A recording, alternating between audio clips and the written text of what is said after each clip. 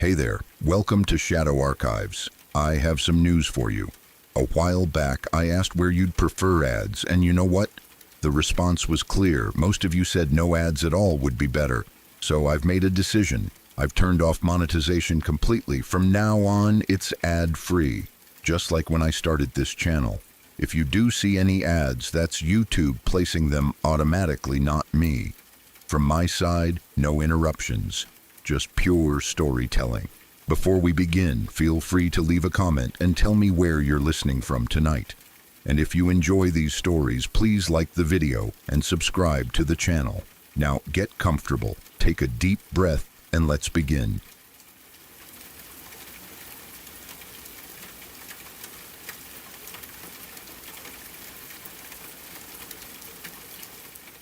This is one of those stories that feels heavy no matter how gently you try to hold it.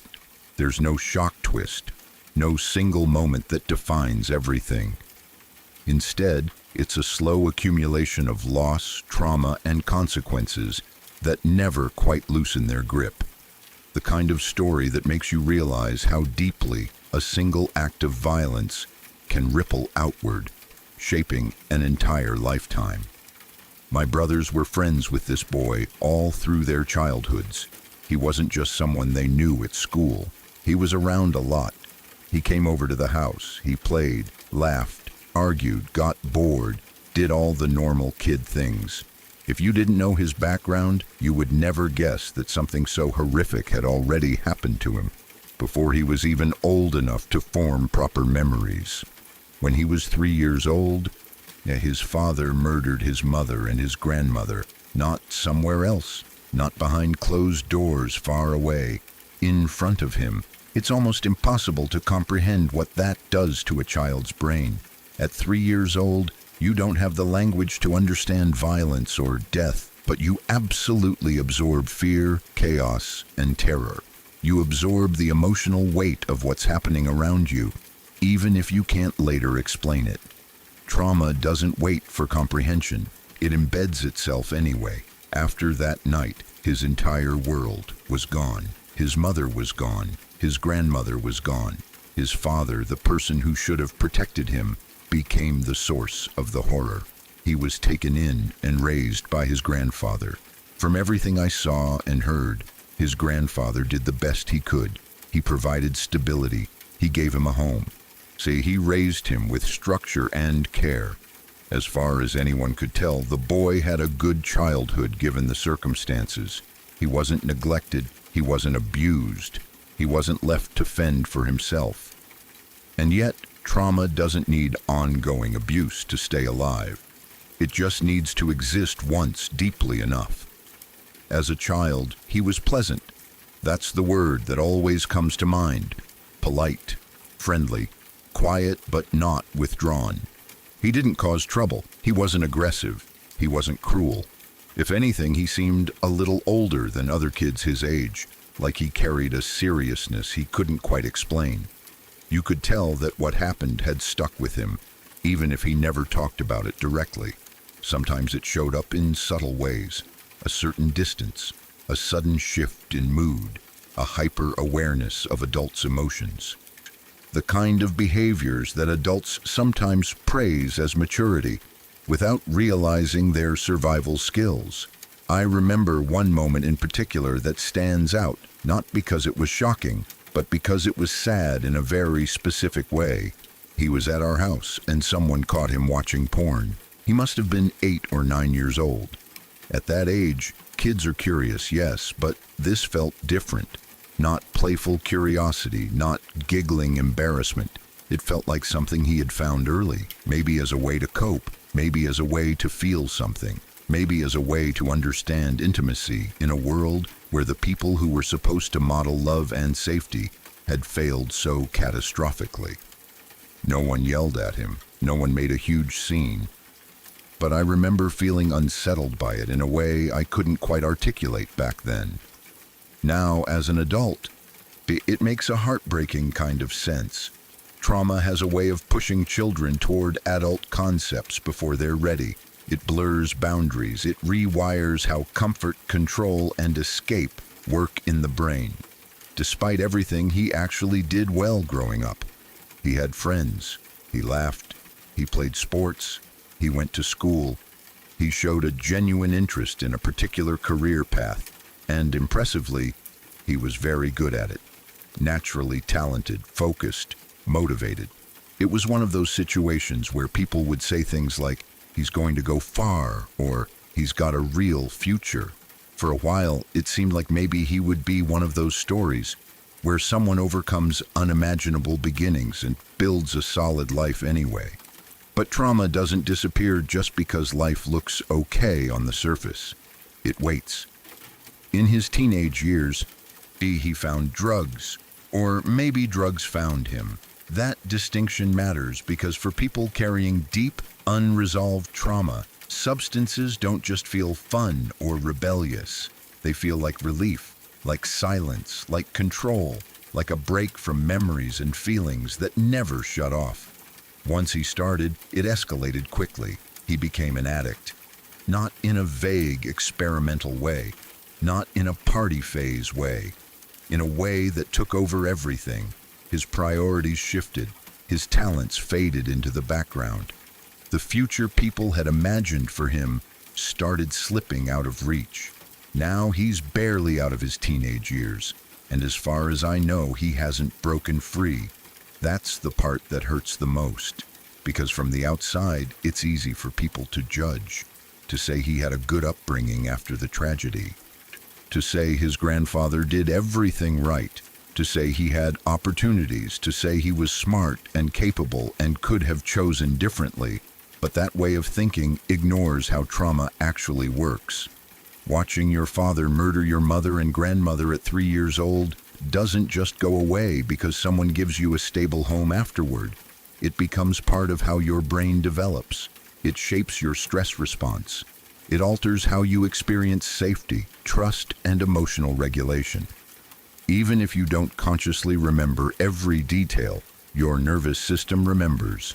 Drugs, for someone like him, aren't just substances. They're medicine. Terrible, destructive medicine, but medicine nonetheless. They numb what never stopped hurting. They quiet what never stopped screaming. And once that relief is found, it's incredibly hard to give it up. What makes this story especially painful is that there's no villain left to blame in the present. His father committed an unforgivable act and destroyed multiple lives in one moment. But the damage didn't end when the police arrived or when the court process ended. The damage kept unfolding, slowly, quietly, over decades. In childhood, it looked like early exposure to adult material. In adolescence, it looked like addiction.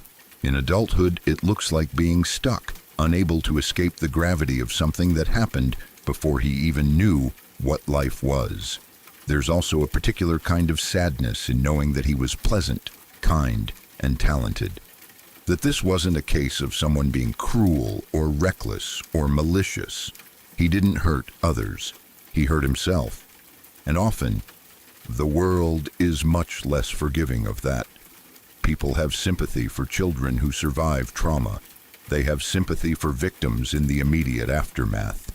But once those children grow up and their trauma manifests in inconvenient ways like addiction, society's compassion tends to dry up. Suddenly it's about choices.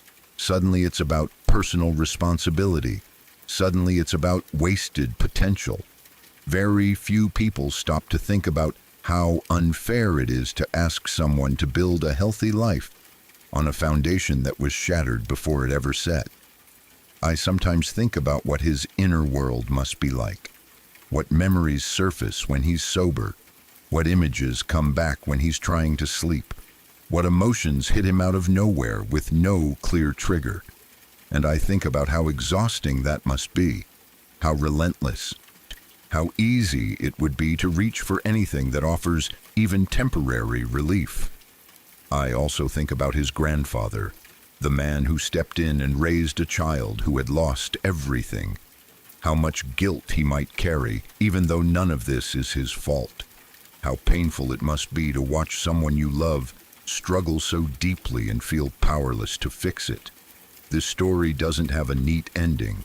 There's no redemption arc yet, no recovery milestone, just uncertainty. And that, in itself, is hard to sit with, because we like stories where survival leads to triumph, where trauma creates strength, where pain turns into purpose. But real life doesn't always work that way. Sometimes trauma just creates more trauma, passed quietly from one stage of life to the next. This boy didn't choose what happened to him at 3 years old. He didn't choose to witness that violence. He didn't choose to have his brain shaped by terror. And while addiction involves choices, those choices don't exist in a vacuum. They're made under the weight of everything that came before. It's heartbreaking because you can see the outline of who he might have been, the career he was interested in, the talent he had, the decent, kind person he was underneath it all. And you can also see how fragile that outline was, how easily it could be eroded by pain no child should ever have to carry. Whenever I think about him, I don't feel anger or disappointment. I feel grief. Grief for the child who lost his family in the worst way imaginable. Grief for the teenager who found relief in something that slowly destroyed him.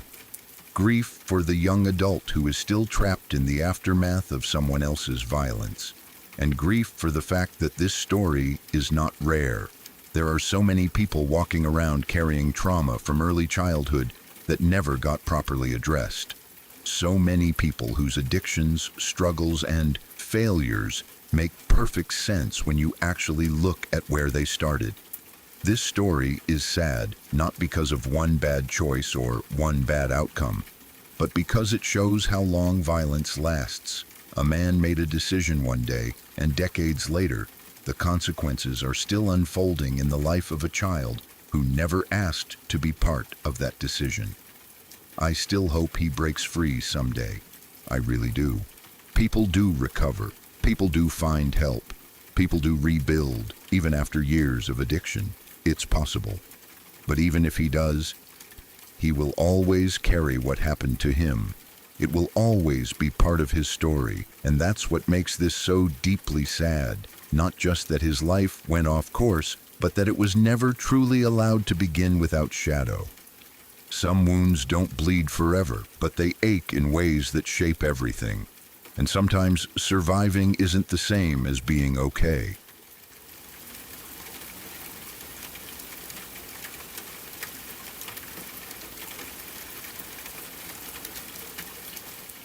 Hopefully this doesn't end up too long, but this is one of those experiences that has stayed with me for years, and no matter how much I try to explain it away, it never quite sits right. My grandparents, for whatever reason, had a strange talent for always ending up in houses where odd things happened. None of the places they lived were outright terrifying or obviously creepy. They looked normal, lived in, comfortable. But there was always something off, something small at first, easy to ignore until it wasn't. There were plenty of stories tied to their houses, things they experienced themselves, or things other family members noticed when staying over. To keep things focused, this is just about what happened to me. I was around 13 or 14 years old at the time, and it was summer vacation. That meant no school, no schedule, and a lot of late nights. I would stay up until 1, 2, sometimes even 3 in the morning, eating junk food and playing video games with the volume low enough that my grandparents wouldn't complain. By that age, I knew the house well. I knew every sound it made. I knew the rhythm of it. My bedroom was at the very end of the hallway. Directly across from me was my grandparents' bedroom. The hallway itself was carpeted, and because the house was quiet at night, you could feel and hear the vibrations of anyone walking down it. Even the softest footsteps carried through the floor. Over time, I learned to recognize patterns. My grandpa, in particular, had a very specific nighttime routine. He would wake up with heartburn and walk down the hallway to the cupboard where he kept his Tums. Every time it was the same. The sound of his feet on the carpet, slow and steady, moving away from his bedroom. A brief pause near the cupboard, then the footsteps coming back. And finally, the soft click of his bedroom door closing again. It was so consistent that I could practically time it. If I heard footsteps late at night, I didn't even need to look. I knew exactly what was happening. At least, I thought I did. At some point during that summer, I started noticing something strange. Randomly throughout the night, I would hear footsteps in the hallway. They sounded just like my grandpa's. Same weight, same pacing, same carpeted thud. The only difference was the timing. Sometimes it would be after 1 in the morning, sometimes closer to 2. When I heard them, my instinct was to check. If it was really my grandpa, I should be able to see him. So I would quietly open my bedroom door and look out into the hallway. Nothing. The hallway would be completely empty. Dark, silent, no movement at all. At first, I stayed rational. I told myself he must have just stepped back into his bedroom before I opened the door. The timing could be off. Maybe I was slower than I thought. Maybe I hesitated too long. It made sense, at least enough that I didn't immediately jump to anything strange. But then it kept happening. I started changing how I checked. Instead of opening my door as soon as I heard the footsteps, I would wait. I would listen carefully and wait until I heard them reach the far end of the hallway, right near the cupboard where the Tums were kept. That way, there was no way he could get back to his bedroom that fast. Then I would open the door. Still nothing. The hallway would be exactly the same every time. Pitch dark, no movement, no sound, no sign that anyone had been there at all. I tried to convince myself I was just imagining it. After all, it was late. I was tired. My sleep schedule was completely wrecked. Maybe my brain was filling in sounds that weren't really there. Footsteps on carpet aren't loud. It would be easy to mishear things, especially when you're half focused on a game or a TV show, so I got used to it. That sounds strange to say, but it's true. The footsteps became part of the background noise of the house at night. They weren't aggressive or loud. They didn't rush or stomp. They were just there. And because nothing ever followed them, nothing bad ever happened afterward, I stopped reacting as strongly. Until the night everything changed. One night, I was laying in bed watching TV. The room was dimly lit by the screen and everything else was quiet. The head of my bed shared the same wall as my bedroom door, so I was very close to it. I could hear even the smallest sounds from that part of the room. That night, I heard the footsteps again. At first, I barely reacted. They started at my grandparents' end of the hallway and moved down toward the cupboard. Same pace, same sound, same rhythm. I didn't even sit up. I just kept watching TV, barely paying attention. Then the footsteps turned and started coming back toward my end of the hallway. Still normal. Still familiar. I remember thinking, half jokingly in my head, that it could be my grandpa or it could be the ghost. By that point, the idea of something strange happening had almost become a background thought, not something that really scared me anymore. Then the footsteps stopped. They didn't fade away. They didn't continue past my door. They just stopped, right outside my room. Before I could even process that, my doorknob started to move. Not slowly, not gently. It made this loud, frantic clacking sound, like someone was rapidly twisting the knob back and forth as fast as they could, without actually opening the door. It wasn't a single turn. It wasn't a test. It was aggressive, erratic, desperate. My heart jumped straight into my throat. I shot out of bed instantly, adrenaline flooding my body. Every rational thought disappeared. All I could think was that someone was right outside my door, someone real, someone touching it. I ran to the door and flung it open, fully expecting to see my grandpa standing there laughing. Because he could be kind of a jerk sometimes and might think this was funny, there was nothing.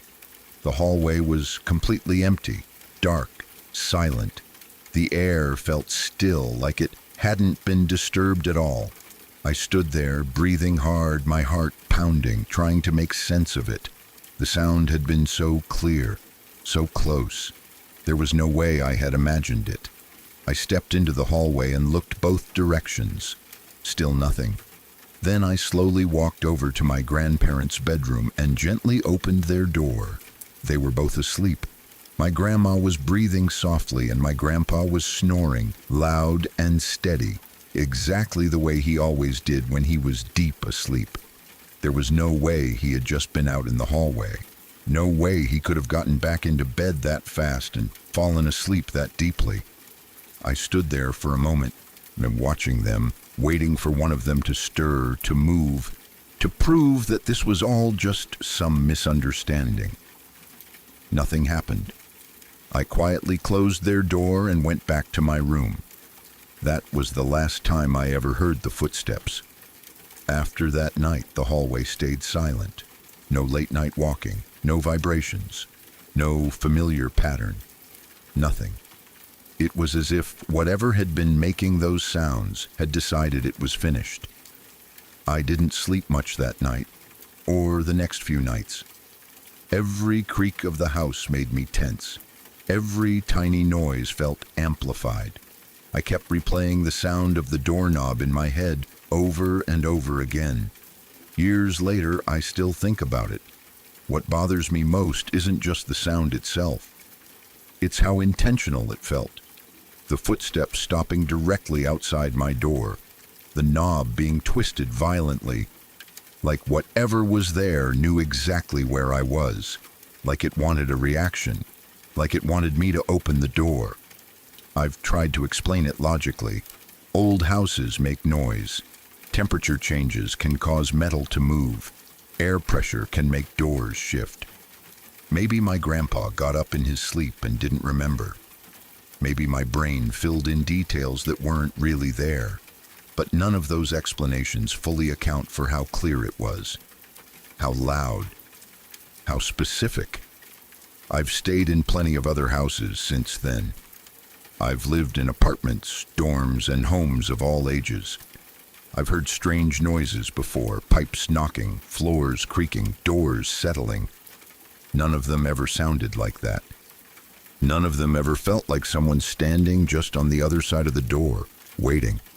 And that's why, even now, I still remember that night as clearly as if it just happened.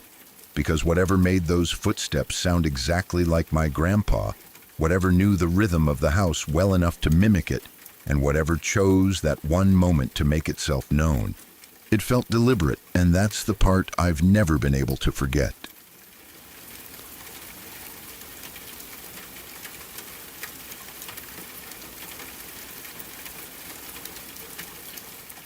When my sister and I were little, we spent a lot of time playing outside.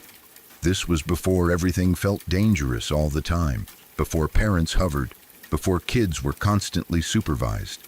We lived in an old house that had been built sometime in the 1800s, and behind our yard was a cemetery.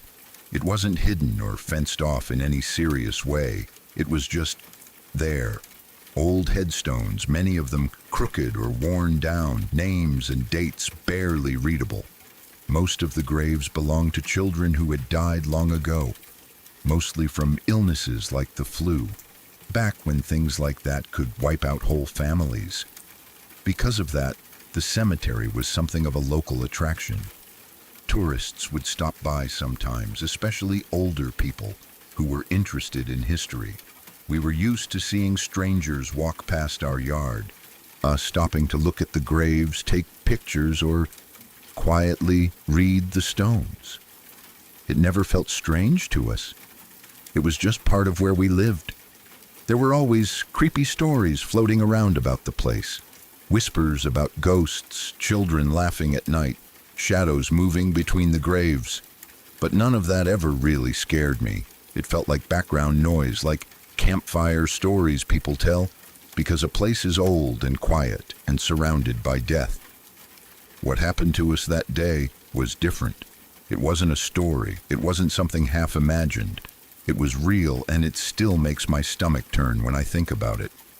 My sister and I were outside playing in the yard like we had done countless times before. I don't remember exactly what we were doing, probably running around, pretending something, using sticks as toys, just being kids. The sun was out, and everything felt normal. There was no sense of danger, no strange feeling in the air. At some point, an elderly couple came walking down the road. That alone wasn't unusual. Older people walked past all the time to look at the cemetery.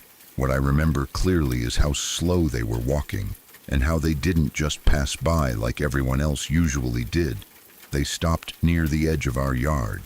The man and the woman both looked old, gray hair, worn faces, the kind of couple you wouldn't think twice about seeing anywhere. They didn't look threatening. They didn't look angry. They looked ordinary. At first, they smiled at us. Then they started talking. They focused almost immediately on my sister. She was older than me, but still very young, just a child. They asked her what her name was. She didn't answer. She looked at me, then back at them. Kids are taught not to talk to strangers, and something about them made her hesitate. They asked again, and again. They kept pestering her, repeating the question, stepping closer each time. Their voices were calm, almost friendly, but there was something about the way they wouldn't stop asking that made the situation feel wrong. They weren't making small talk. They weren't asking how old we were or where our parents were, just her name. Over and over, they moved closer into the yard. I remember feeling scared in a way I didn't understand yet. Not the kind of fear that comes from imagination, but the kind that makes your chest tighten and your legs want to move before your brain catches up. My sister froze for a moment, like she didn't know what to do. Then suddenly she grabbed my hand. We ran. We didn't look back. We ran straight into the house and slammed the door behind us. I remember my heart pounding, my breath coming out in short gasps. We were shaking when we found our mom and tried to explain what had happened. We told her about the old couple, how they kept asking my sister her name, how they came closer and closer. Our mom went to the window to look outside. They were gone. At the time, our mom tried to calm us down. She said we did the right thing by running inside. She told us not to talk to strangers, especially ones who make us uncomfortable. She didn't seem overly alarmed, probably because nothing had actually happened beyond a scary interaction. Life went on. We stayed closer to the house when we played outside after that, but eventually the fear faded into something dull and distant. Or so I thought. About a week later, I heard something on the news. I don't remember why I was listening. Maybe the TV was on in the background. Maybe my parents were watching. But I remember hearing the story clearly enough that it stopped me in my tracks. The news was talking about a teenage girl who had been approached by an elderly couple. An elderly couple. They had talked to her, gotten close to her, and then they kidnapped her. They raped her. The details were horrifying, even without going into specifics. It was the kind of story that makes you feel sick and angry and helpless all at once. What froze me in place was when they showed pictures. It was the same couple, the same faces, the same man and woman who had stood in our yard smiling, asking my sister her name. There was no doubt about it. I recognized them instantly. That calm, harmless appearance. That ordinary look that hid something monstrous underneath. I remember telling my mom. I remember the look on her face when she realized how close we had come to something terrible. The realization that if we hadn't run, if my sister had answered, if they had gotten just a little closer, things could have ended very differently. We were just kids. We didn't have any special awareness or training. We didn't understand how evil can hide behind a friendly smile or an elderly face. All we had was instinct. Something inside us told us to run, and we listened to it. That's what still haunts me. Not just what happened to that girl, but how easily it could have been my sister or me. How close danger came without making a sound. No van screeching to a stop, no weapon. Just quiet questions and slow steps forward. People like to believe danger looks obvious, that you can spot it right away. that evil announces itself. But sometimes it doesn't. Sometimes it looks like an old couple taking a walk. Sometimes it sounds like a simple question asked one too many times. That experience changed how I see the world. Even now, years later, I don't dismiss fear easily. I don't ignore that tight feeling in my chest when something feels off. I think about how lucky we were and how unlucky that other girl was, and how the difference between those two outcomes was just a few seconds and a decision to run. There were plenty of creepy stories about that cemetery, ghosts, spirits, whispers from the past. But none of those ever scared me the way this did, because the scariest thing we encountered there wasn't something dead. It was very much alive. Now, a small pause. 3 stories. No interruptions. No ads stealing the moment. Just you and the darkness. Exactly the way it should be. You made this happen. You told me what mattered, and I listened. I chose your experience over everything else. Here's something I rarely say. This channel exists because of people who feel something real when they hear these stories. People who come back in the quiet hours because this place gives them something they can't find anywhere else.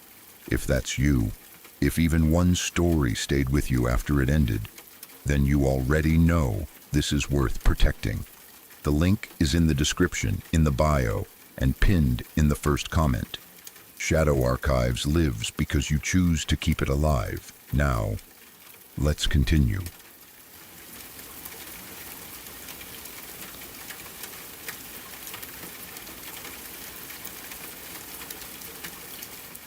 I grew up in a house on Long Island, in the town of Brentwood. For where it was located, it was a pretty quiet place. Not the kind of neighborhood where you expected strange things to happen. Tree-lined streets, backyards with fences, kids riding bikes, neighbors who waved when they saw you. From the outside, it was completely ordinary. At the time, my dad worked as a taxi driver. He usually worked late nights and would come home early in the morning, right around the time most people were just starting their day. Because I was a kid who woke up early no matter what, I would often be up watching cartoons when he got home. That was our thing. I'd greet him and he'd tell me stories about the strange people he picked up during his shift. This happened on a Saturday. I remember it clearly because Saturdays felt different as a kid. No school, cartoons on TV, that relaxed feeling like the day was wide open. I was sitting in the living room watching cartoons when I heard the front door open. I jumped up and ran to greet my dad like I always did. He looked tired but smiled when he saw me. A few seconds later, my mom's voice came from the bedroom. She said, "Hello, honey, don't go in the pool. It's not ready yet." Both my dad and I froze. Not in fear at first, just confusion. It was barely 6 in the morning. Neither of us had said anything about the pool. Neither of us had even gone near it. My dad looked at me and laughed a little, brushing it off. I remember him saying something like, "Well, that's random." And then he started telling me about his night. The drunks, the weird conversations, the usual taxi stories. At first we didn't question it. And then something clicked. My dad stopped talking mid-sentence. He looked around the house, then back at me. I could see his expression change. He asked me if I had seen my mom that morning. I told him no. That's when we both remembered something important. It was Saturday. My mom worked Saturdays back then. She had already left for work hours earlier. She wasn't home. She hadn't been home when my dad walked in. And yet, we both clearly heard her voice, coming from the bedroom, saying something specific and completely in character. Not a random sound, not a whisper, a full sentence, in her exact voice. My dad went to the bedroom. No one was there. The bed was empty. The house was quiet. Neither of us said much after that. My dad tried to stay calm. He didn't want to scare me. He joked it off, said maybe we both imagined it. Maybe the TV picked something up. Maybe the sound came from outside. But even as a kid, I knew that wasn't true. The voice came from inside the house, from the bedroom, and it sounded exactly like my mother. We didn't talk about it again for a while. A couple of weeks later, we were still settling into the house. We had just moved in, and everything still felt new. That's when the neighbors came over to welcome us. It was a friendly visit. Two mothers, their kids, all smiles and introductions. There were two sons, one around my age and one older, maybe in 10th grade. There were also two little girls. One was blonde, energetic, talkative. The other was a shy brunette. She didn't say much at all. She stayed close to the adults at first, then wandered off on her own. We started playing soccer in the yard.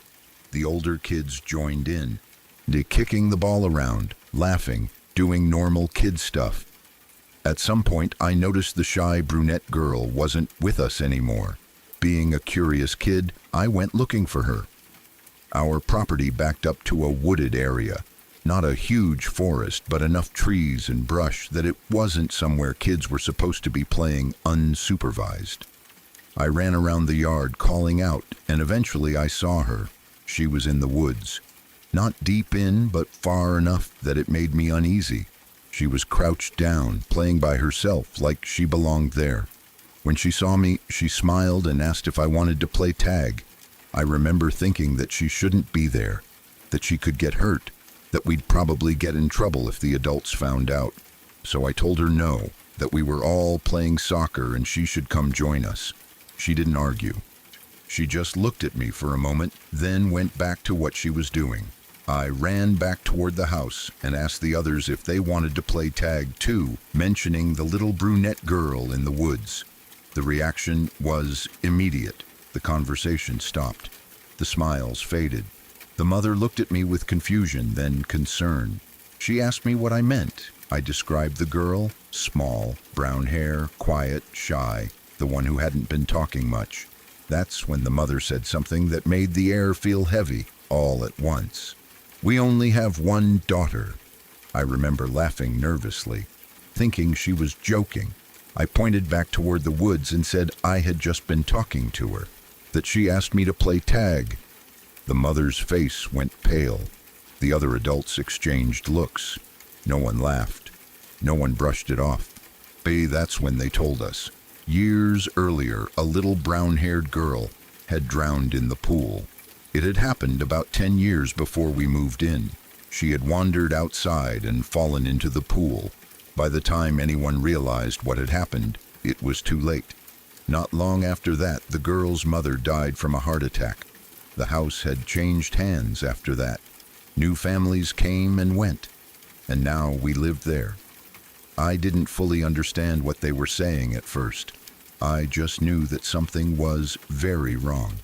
That the girl I had seen, the girl who asked me to play tag, wasn't supposed to exist.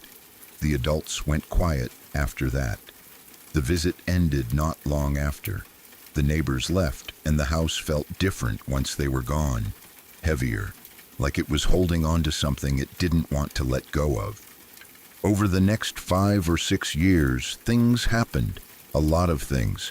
Too many to be coincidences, too many to ignore.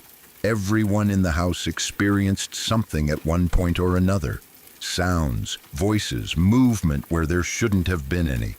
The pool was a constant source of tension. Even when it wasn't being used, even when it was covered, it felt watched, like it was waiting.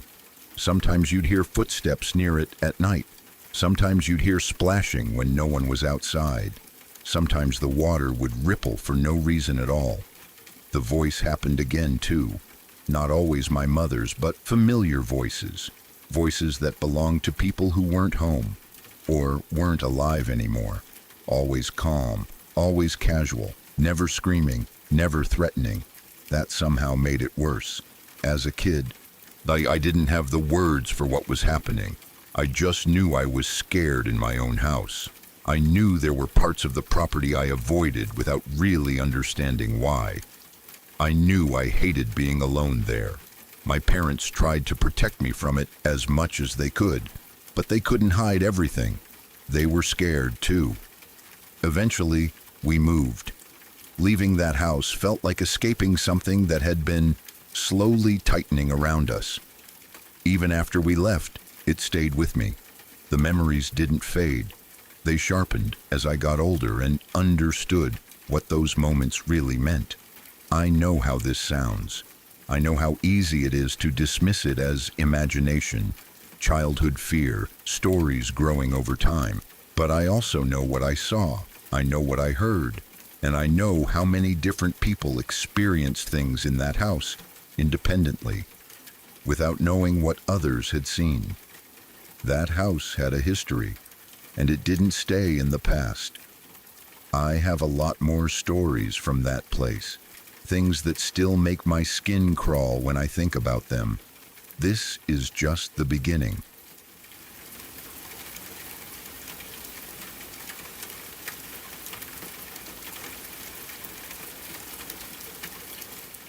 It happened on a day that started out completely normal, the kind of day you never imagine will turn into something that sticks with you for years. I was with two of my friends, just hanging out the way we always did. We weren't doing anything reckless or exciting.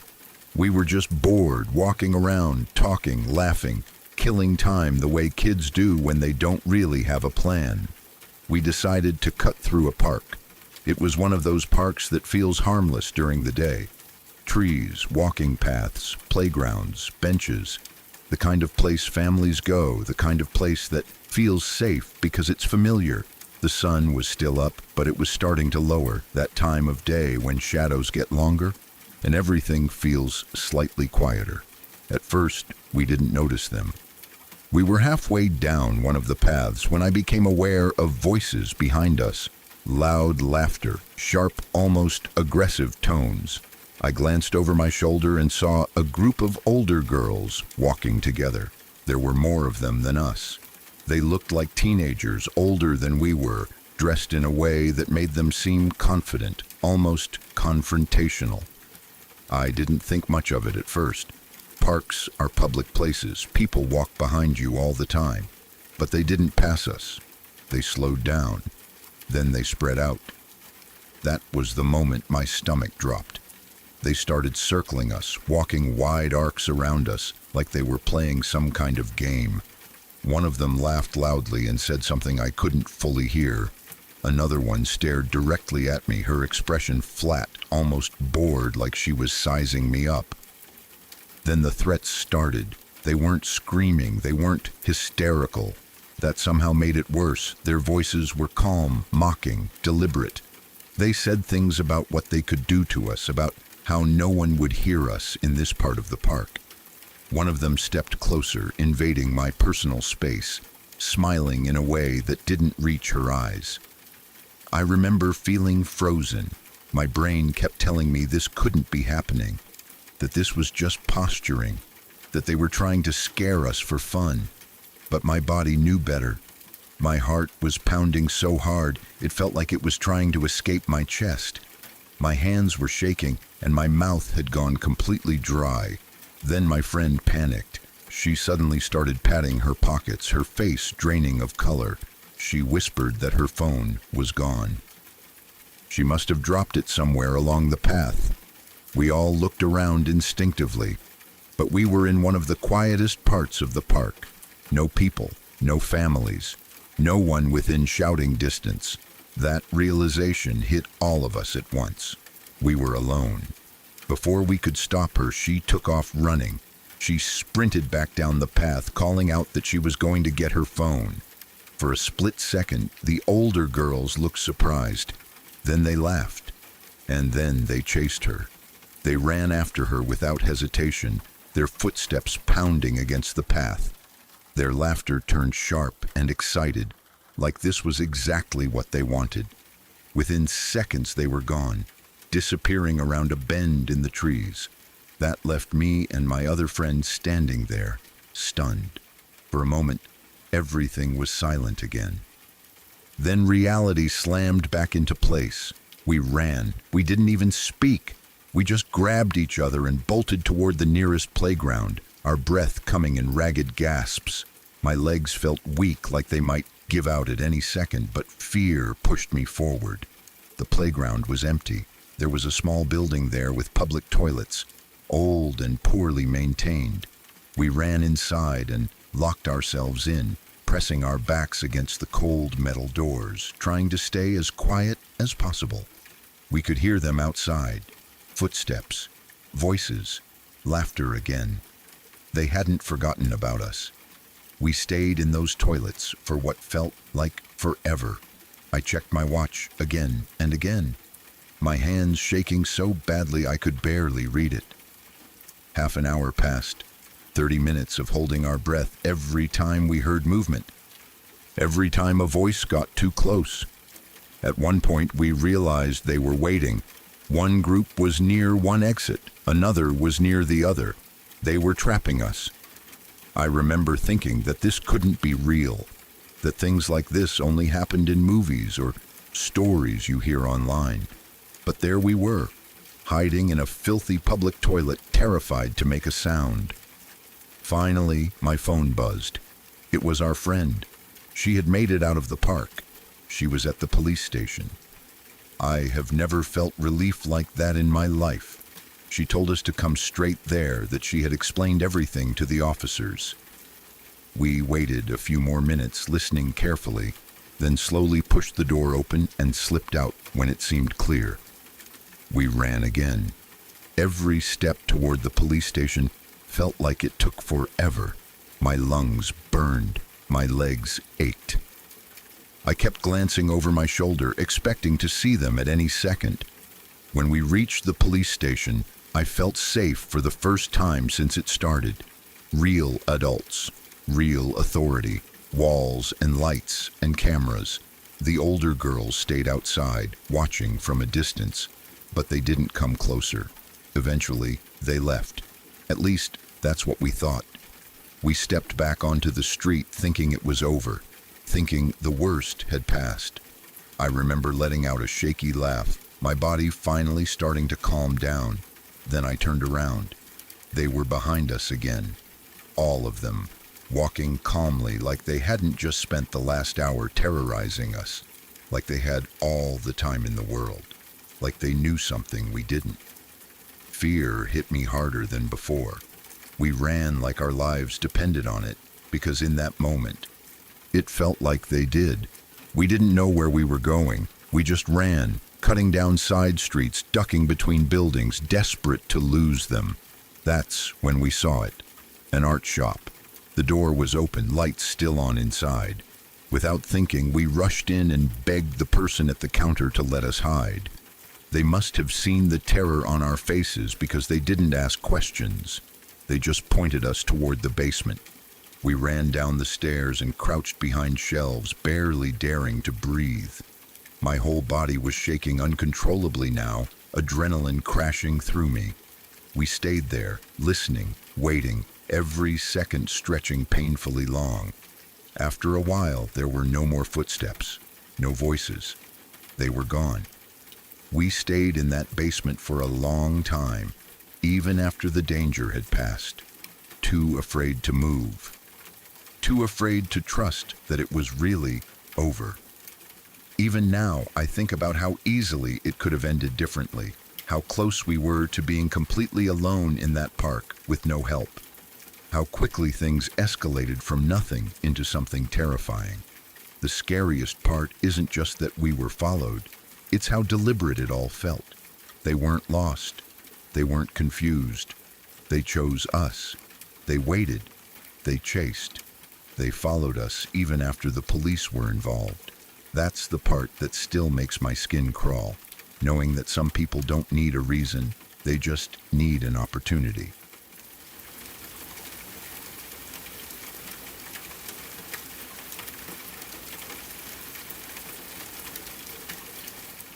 I came home late that night, the kind of late where your body is moving on autopilot and your brain has already shut down. I don't even remember locking the door behind me. I just remember the weight of exhaustion, the dull ache behind my eyes, and the single thought repeating in my head that I needed to sleep. My room was dark when I walked in. I flicked on the light without really looking around, dropped my bag near the door, and kicked my shoes off. That's when I noticed it. Red drops on the wall. They were splattered near my bed, not in a neat line, not in a pattern that made sense. Just random drops, some larger than others, running slightly downward like they had been flung there and had started to drip. The wall was light-colored, so the red stood out immediately.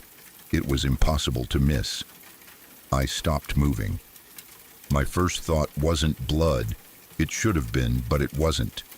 I think my brain refused to go there. Instead, I stood there staring, trying to make sense of it. Nobody else was home. I knew that for a fact. I had been the last one to leave that morning, and everyone else was out of town. There was no reason for anything to be on my wall, especially something like that. I stepped closer. The drops looked fresh. They weren't dried or darkened. They had a slight shine to them, catching the light in a way that made my stomach tighten. I reached out without thinking and touched one of the drops with my finger. It was wet. That alone sent a small jolt of fear through me, but I was too tired to process it fully. I rubbed my fingers together, trying to feel the texture. It was thick, slightly sticky, not watery, not dry. I smelled my fingers. Nothing. No metallic scent, no rot, no obvious smell at all. That should have been comforting, but somehow it wasn't. I stood there for a few seconds longer, then let out a slow breath and stepped back. I told myself I'd deal with it in the morning. That's the part that still bothers me.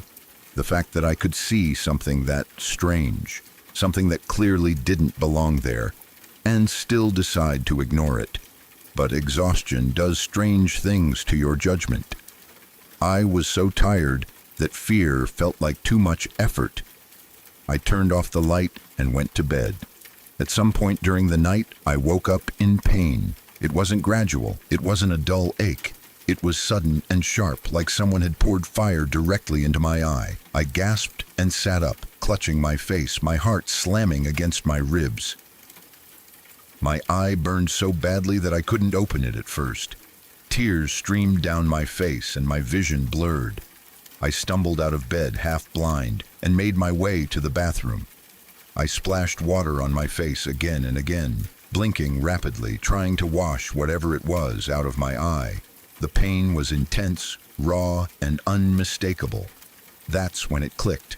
I hadn't washed my hands. The red drops, the thick texture, the burning. I stood there in the bathroom, gripping the sink, breathing hard as the realization settled in. It must have been hot sauce. Sriracha maybe, or some other spicy sauce. That was the only thing that made sense. I must have touched my face in my sleep without realizing it, transferring whatever was on my fingers straight into my eye. Once I had that explanation, my fear faded a little. It didn't disappear completely, but it loosened its grip. Hot sauce was weird, but not impossible. Maybe someone had been messing around earlier and spilled it. Maybe it splattered when a bottle was squeezed too hard. Maybe I just hadn't noticed it earlier in the day. By morning, the pain in my eye had dulled to a lingering irritation. I got ready for work, deliberately avoiding looking at the wall again. I told myself I'd clean it when I got home. No point dealing with it when I was already running late. The day dragged on. I found myself thinking about those red drops more than I wanted to admit. Every time my mind went quiet, the image would come back. The way they had looked against the wall, the way they had felt under my fingers. Still, I kept telling myself it was nothing. When I got home that evening, the first thing I did was walk straight into my room and turn on the light. The wall was clean, not wiped down, not smeared, clean. There were no stains, no faint outlines, no discoloration where the drops had been. It was as if nothing had ever touched it at all. The paint looked exactly the same as the rest of the wall, smooth and unmarked. I stood there staring, my heart slowly beginning to race. I hadn't cleaned it. Nobody else had cleaned it. Nobody had even been home. I checked my phone to make sure I hadn't forgotten some detail. Some message saying someone was stopping by. There was nothing. I walked closer and ran my hand along the wall. Nothing. No residue, no stickiness, no smell. That's when the fear really set in. Hot sauce doesn't evaporate. It doesn't just vanish without leaving a trace. Even if someone had wiped it off, there should have been something. A smear, a damp spot, a faint red tint. Walls don't forget that easily. I backed away from the walls slowly, my mind racing through explanations and rejecting every single one. The room felt different now. Smaller, tighter, like the air had thickened. That night, I barely slept. Every sound felt louder. Every creak of the house made my stomach twist. I kept imagining movement in the corners of my vision, shapes that disappeared when I looked directly at them. I told myself I was being paranoid, that stress and exhaustion were playing tricks on me, but the feeling wouldn't go away. Over the next few days, I became hyper-aware of my room. Things felt slightly off. Not enough to point to anything specific, but enough to make me uneasy. Objects didn't seem to be where I remembered leaving them. Not dramatically moved, just subtly different. A chair angled slightly wrong. A book not quite in the same spot on my desk. Little things that could easily be explained away, but when they piled up, they started to feel deliberate. I started locking my door when I slept. It didn't help. I'd wake up in the middle of the night with the same sensation I had felt that first night. Like I wasn't alone. Like something was sharing the space with me. Watching quietly, patiently. I never saw anything. There were no footsteps, no voices, no shadows I could point to and say that was it. Just a presence. I tried telling myself that stress was doing this, that my brain had latched onto something strange and blown it out of proportion. I Googled explanations, sleepwalking, hallucinations, memory errors, pranks, chemical reactions. None of them felt right. The red drops still haunted me the most. They had been fresh. I was sure of it. I remembered the way they had glistened under the light. The way my finger had come away, wet. The burning in my eye wasn't imagined. That pain was real. Something had been on my wall, and then it was gone. I started to wonder if I had actually seen blood and my mind had replaced it with hot sauce because that was easier to accept. That thought made my stomach churn. Blood doesn't just disappear either. Sometimes when I'm alone in my room, I catch myself staring at the wall near my bed. I trace the spot where the drops had been over and over, like my eyes are trying to force them to reappear. The wall never changes. It stays blank, innocent, too innocent. I don't know what happened that night. I don't know what was on my wall or where it came from or where it went. All I know is that something was there when it shouldn't have been, and it left without a trace. Even now, part of me can't shake the feeling that I'm not alone in that room, that there are invisible people, or something like people, moving around when I'm not looking, watching, waiting. Careful enough to clean up after themselves, but careless enough to leave behind just enough evidence to let me know they're there. I wish I could forget it. But once you start feeling watched in your own space, it never really goes away.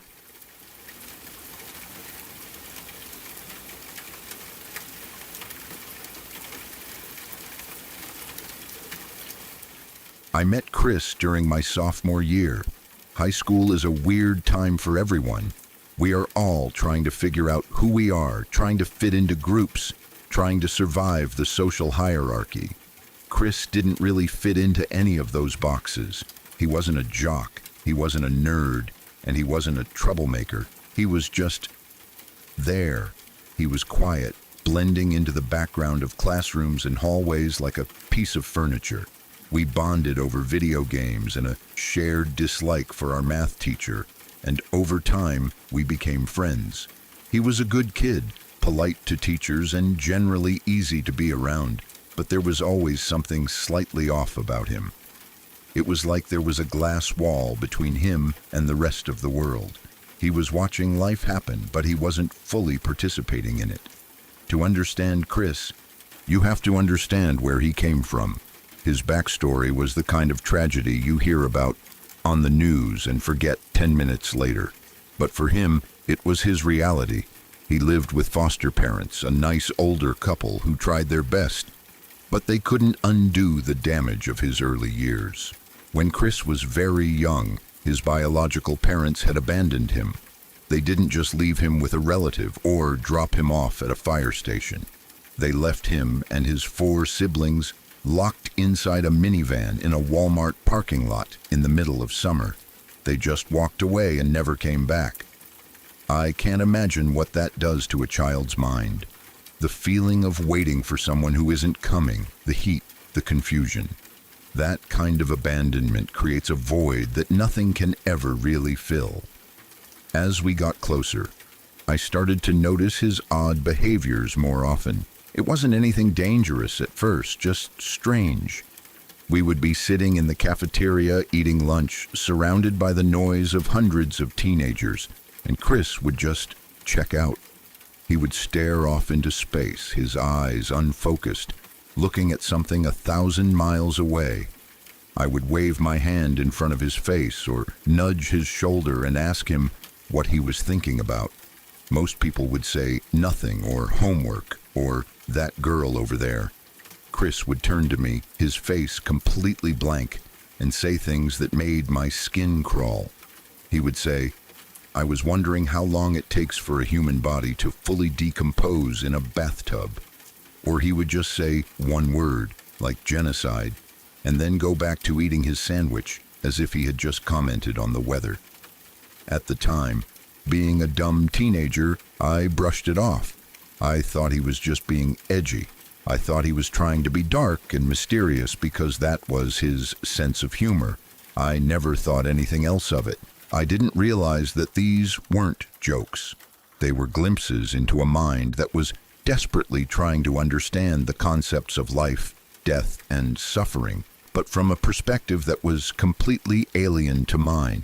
I didn't know that he wasn't trying to be scary. He was just trying to feel something, anything, even if it was through morbid thoughts.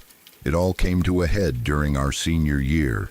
It was a normal Friday evening. We were hanging out at his foster parents' house. They were out for the night and his siblings were away, so we had the place to ourselves.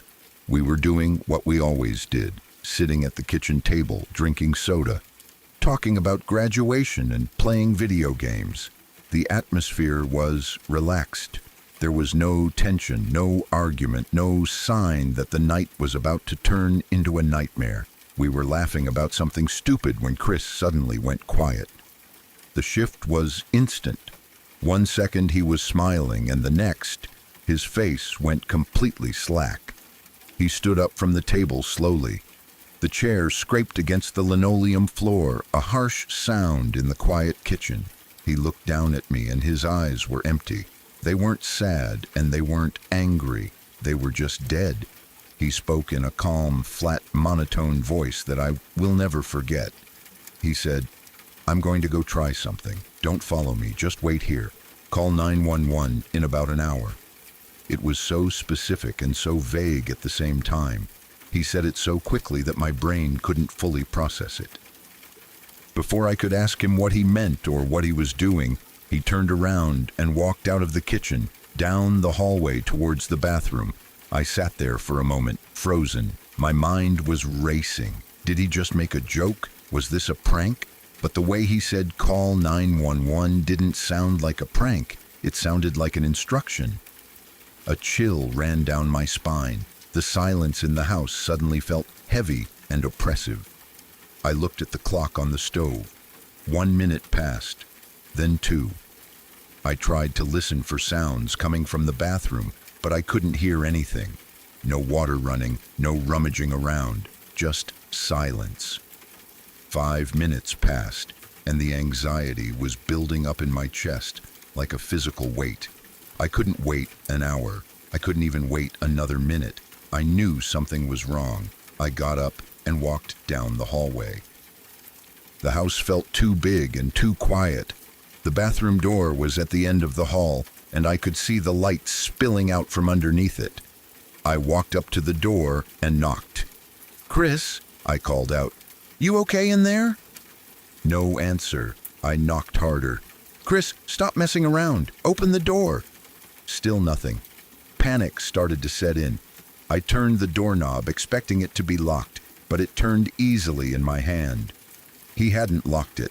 I pushed the door open, and the first thing that hit me wasn't the sight. It was the smell. It is a smell that you never forget once you've experienced it. It was thick, metallic, and coppery. It smelled like wet pennies and raw meat. It was the smell of blood, a lot of it. I stepped into the room and my breath hitched in my throat. Chris was standing by the sink, his back to me. He was perfectly still, looking down at his hands. "Chris," I whispered, my voice trembling. He slowly turned to face me. The movement was rigid and mechanical. When I saw what he was doing, my knees almost gave out. I had to grab the door frame to keep from falling. He had taken a sharp piece of jagged glass, likely from a broken mirror or a cup, and he had sliced his wrist open. But he hadn't just cut himself. That would have been horrific enough, but this was worse. This was surgical. This was precise. He was holding a pair of long silver tweezers in his other hand. He had dug into the open wound on his wrist, found the vein, and clamped the tweezers onto it. He wasn't crying. He wasn't screaming. He wasn't grimacing in pain. His face was completely relaxed, almost bored. He looked at me with those dead eyes and then looked back down at his arm. With a slow, steady pull, he began to drag the vein out of his arm. It looked like a wet, white string or a thick wire being pulled out of insulation. It was horrifyingly elastic. I could see the muscles and tendons in his hand shifting as he worked. The blood was everywhere. It was dripping off his elbows, pooling on the white tile floor, splattering into the sink. The contrast of the bright red blood against the stark white bathroom was blinding. I gagged. I couldn't help it. The sight of the anatomy, the inner workings of a human being exposed like that, was too much. I turned around and rushed back into the kitchen, fumbling for my phone. My hands were shaking so bad, I dropped it twice before I could dial 911. "My friend, he's hurting himself. There's blood everywhere. Please hurry," I screamed into the phone. The operator was trying to calm me down, asking for the address, asking if he was conscious. "Yes, he's conscious. He's pulling it out," I yelled, not knowing how else to describe the nightmare I had just walked into. After I hung up, a sick sense of responsibility washed over me. I couldn't leave him alone in there. I had to go back. I had to stop him. I grabbed a kitchen towel, thinking maybe I could wrap his arm, maybe I could apply pressure. I forced myself to walk back down that hallway. The smell got stronger with every step. When I got back to the bathroom doorway, the scene had gotten worse. He hadn't stopped. He was still pulling. The vein had come out several inches now. It was looping in the air, a grotesque ribbon of life being forcefully removed. He had almost completely pulled out the vein in his right arm, and, to my absolute horror, he was starting to look at his left arm, calculating how to do it again. "Chris, stop! Please, stop!" I begged, but I couldn't get close to him. I was terrified that if I touched him, I would hurt him more, or that the sight of the wound up close would make me pass out. He didn't even acknowledge me. He was hyper-focused on his task, like a child taking apart a toy to see how it works. He was dismantling himself. I couldn't take it anymore. I ran to the back door, threw it open, and vomited into the bushes. I stayed outside, gasping for fresh air, listening for the sirens. Those 15 minutes waiting for the ambulance were the longest of my life. I paced back and forth, crying, shaking, praying that he wouldn't die before they got there. When the paramedics finally arrived, they didn't run in. They moved with a sense of urgency but caution. He pointed them to the bathroom. 2 police officers followed them in. A few moments later, I heard a struggle. Not a fight, really. Just the sound of bodies colliding and heavy boots slipping on the wet floor. They wheeled him out on a gurney a few minutes later. He was strapped down tight. His arms were heavily bandaged, but the blood was soaking through the gauze instantly. The paramedics looked pale. Even the cops, who must have seen terrible things in their careers, looked disturbed. Chris was still awake. He was looking up at the sky as they wheeled him to the ambulance, his expression unchanged. He looked peaceful, almost. It wasn't until later, after the chaos had settled and the doctors had managed to save his life, that I learned the truth about Chris. It wasn't that he was suicidal in the traditional sense. He didn't want to die because he was sad. He did it because of a rare genetic disorder called CIPA, congenital insensitivity to pain with anadrosis.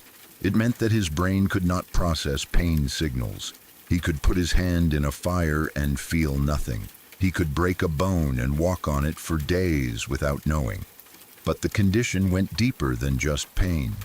It affected his ability to feel touch in a normal way. Chris had lived his entire life in a sensory void. He had been abandoned by his parents, leaving him emotionally numb, and his body had betrayed him by leaving him physically numb. He couldn't feel a hug. He couldn't feel a punch. He existed in a world where he was a ghost in his own skin. That night in the bathroom, he wasn't trying to kill himself out of depression.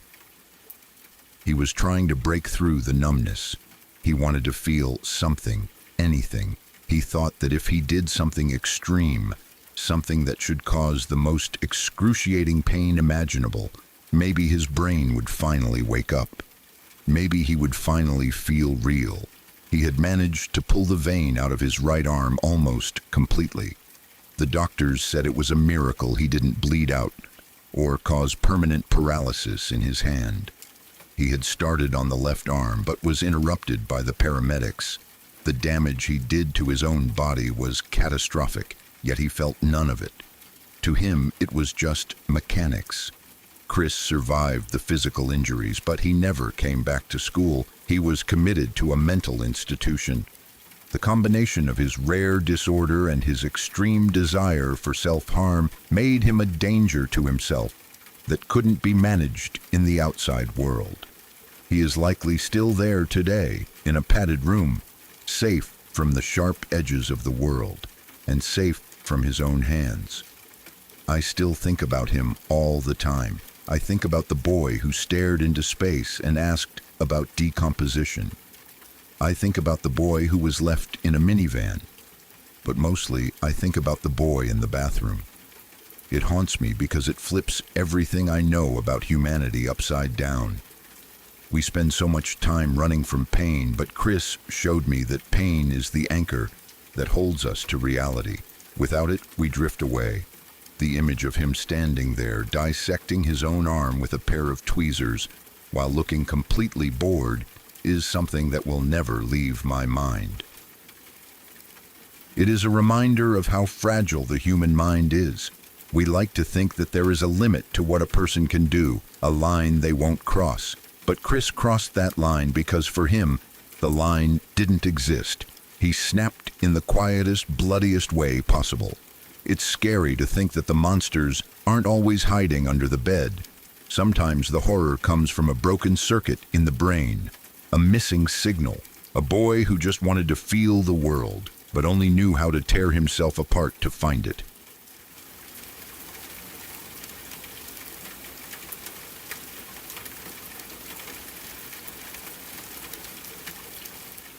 I woke up at exactly 2 a.m. with that sharp, sudden awareness that pulls you out of sleep before your eyes even open. The room was silent, the kind of silence that feels thick, like it's pressing against your ears. I could hear my own breathing, slow and shallow, and the faint hum of the house settling. For a moment, I stayed still, staring at the ceiling, trying to convince myself I had woken up for no reason at all. Then I felt it. That unmistakable feeling that someone was there. My eyes drifted down toward the foot of my bed, and that's when I saw it. A tall figure stood there, completely still, cloaked in something dark that swallowed the little moonlight leaking through the curtains. The hood covered its face entirely. No features, no eyes, just a solid, silent shape watching me. I couldn't move. I couldn't scream. My body felt frozen, like my brain had slammed the brakes on every muscle at once. I don't know how long I stared at it. Seconds felt like minutes, minutes felt endless. The figure didn't move closer, didn't breathe, didn't make a sound. It just stood there as if it had always been there and always would be. Eventually, I squeezed my eyes shut and pulled the blanket over my head like a child, even though I wasn't one anymore. When I finally worked up the courage to look again, the foot of my bed was empty. That moment dragged something back out of me that I hadn't thought about in years, a memory so old and buried that it still felt unreal, like something I had dreamed instead of lived. But I know it happened. I remember it too clearly for it not to be real. When I was a kid, I used to have hallucinations. That's the word people like to use because it makes things sound neat and explainable, like a box you can close and label. I don't remember exactly when they started, but I remember how normal they felt to me at the time. I didn't know they were strange. I didn't know other kids weren't seeing the same things. My family went to church every week, and while the adults sat through the service, I stayed in the pre-K daycare area. It was a bright room with colorful posters on the walls, small plastic chairs, and bins of toys that never quite looked clean, no matter how often they were wiped down. We played games, sang songs, and learned simple stories about God in a way that was meant to be comforting and safe. I had one close friend there. I don't even remember his name now, just his face. He wore glasses, which stood out to me because not many kids did. He was quiet but kind, and we stuck together most days, sitting next to each other during story time and lining up side by side when the teachers told us to play games. One day, he didn't show up. At first, I didn't think much of it. Kids miss days all the time. But the next day, he was still gone. His spot by the wall where we lined up for games like red light, green light was empty. Or at least, it should have been. When we lined up against the wall that day, I noticed something strange. Right where my friend usually stood, there was a shape raised slightly from the wall. It wasn't painted differently, it wasn't a shadow, it was the same color as the wall, like someone had painted over it to hide it, but the outline was still there. The longer I looked, the clearer it became. It was him. I could see the outline of his glasses, the curve of his face. His arms stretched slightly outward, his legs pressed together, just like the way we were told to stand when the game started.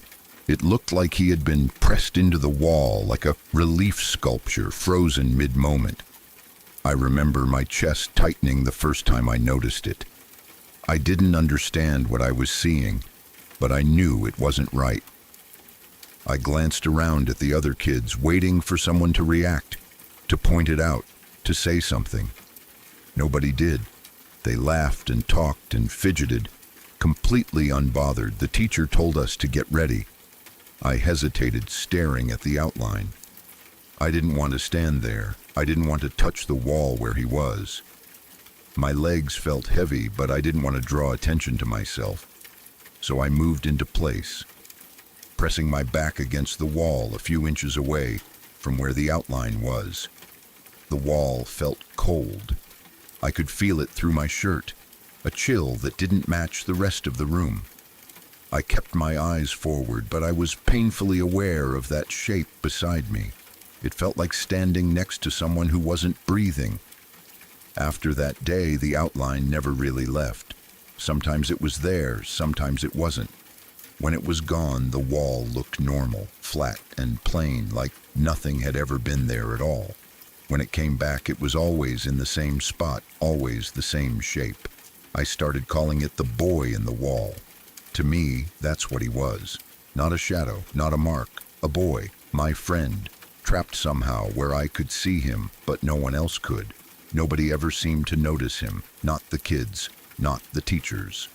I would watch adults lean against the wall, right through where the outline should have been, and they'd never flinch. They didn't react at all, like they were leaning against empty space. The first time I tried to touch it, I panicked before my hand even reached the wall. My heart started racing and my arm froze halfway. I was terrified that if I touched him, something bad would happen, that he'd move, or scream, or pull me in with him. I pulled my hand back and spent the rest of the day avoiding that side of the room. Eventually, I worked up the courage to ask my mom about it. When she picked me up one afternoon, I climbed into the car and sat quietly for a few minutes trying to find the right words. I was 4 years old. I didn't know how to explain what I was seeing, only that it felt important. "Mom," I said, staring at my shoes, "can you see the boy in the wall too?" She looked at me through the rearview mirror, confused. "What boy, honey?" "The one at church," I said. "He's in the wall." She laughed softly, the way adults do when they think a child is being imaginative. "There's no boy in the wall," she said gently. "You must be pretending." I didn't argue. I didn't know how. Part of me wondered if maybe she was right. Maybe it was just something my brain had made up. But that didn't explain how real it felt, how detailed it was, how scared it made me. For a while, things seemed to settle. The boy disappeared for days at a time, and when he was gone, I felt lighter, less watched, less tense. I started leaning against the wall again, playing without that constant knot in my stomach. Then, without warning, he would come back, always the same, always silent, always ignored by everyone but me. I never saw him move. He was always frozen, like a snapshot. But I could feel him there. I could feel that he was aware of me, even if he couldn't turn his head or lift his arms. Sometimes I'd catch myself staring at him during playtime, and a wave of fear would wash over me so strong it made me feel sick. Eventually, as suddenly as it had started, it stopped. The boy vanished for good. The wall stayed empty. No outline, no shape, nothing. Life went on. As I got older, the hallucinations faded. Or maybe I just learned to ignore them. My childhood became a blur of half-remembered moments, most of it blocked out completely, but that memory never left. No matter how much time passed, I could still see that outline as clearly as if I were standing in that room again. I never got an explanation. No one ever told me my friend had moved away or gotten sick or anything at all. One day he was just gone, and in his place was something I was never meant to see. That night, standing at the foot of my bed, the hooded figure brought it all rushing back. The same fear, the same paralysis, the same certainty that what I was seeing wasn't just a trick of the light. I lay awake for hours after it disappeared, staring into the darkness, listening for any sound that didn't belong. Every shadow in my room felt heavier. Every creak of the house made my heart jump. I kept thinking about how, as a kid, I had been the only one who could see the boy in the wall. How alone that had made me feel, even surrounded by people. What scared me the most wasn't the figure itself. It was the thought that whatever allowed me to see things like that might never have really gone away. Maybe it just learned to wait.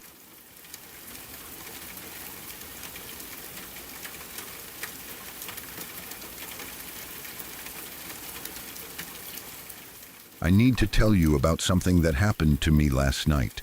Something that has forced me to dig up memories I thought I had buried forever. You know how sometimes you wake up in the middle of the night and you don't know why? You aren't thirsty, you don't need to use the bathroom, and there wasn't a loud noise.